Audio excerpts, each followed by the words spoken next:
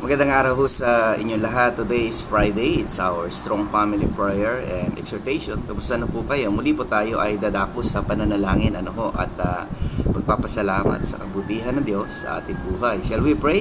O aming Ama, maraming salamat muli sa araw na ito at pagpalain niyo po kami sa lahat ng aming gagawin na kami magtagumpay at ang patuloy namin ipinapanalangin na bawat pamilyang Pilipino ay tanggapin si Jesus na maging kanilang Panginoon at tagapagligtas sa pangalan ni Jesus. Amen.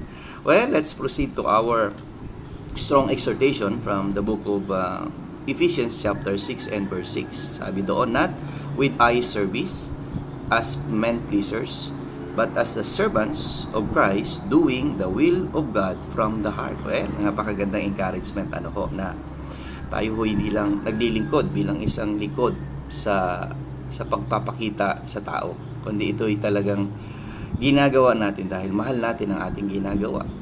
Mahal natin ang ating serbisyo sa ating pamilya.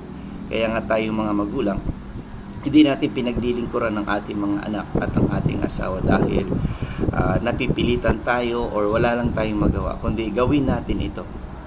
Okay, gawin natin ito ng nasa puso natin. Gawin natin ito bilang mga anak ng Diyos. Gawin natin ito bilang mga servants of Christ. Kaya huwag tayong mapapagod maglingkod sa ating pamilya. Huwag tayong mapapagod na mangarap para sa ating pamilya at tuparin ang ating pangarap sa ating pamilya.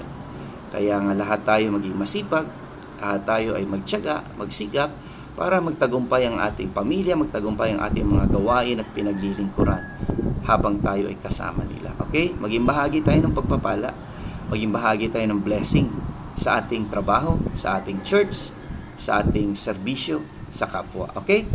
See you again tomorrow sa ating Strong Family Prayer and Exhortation.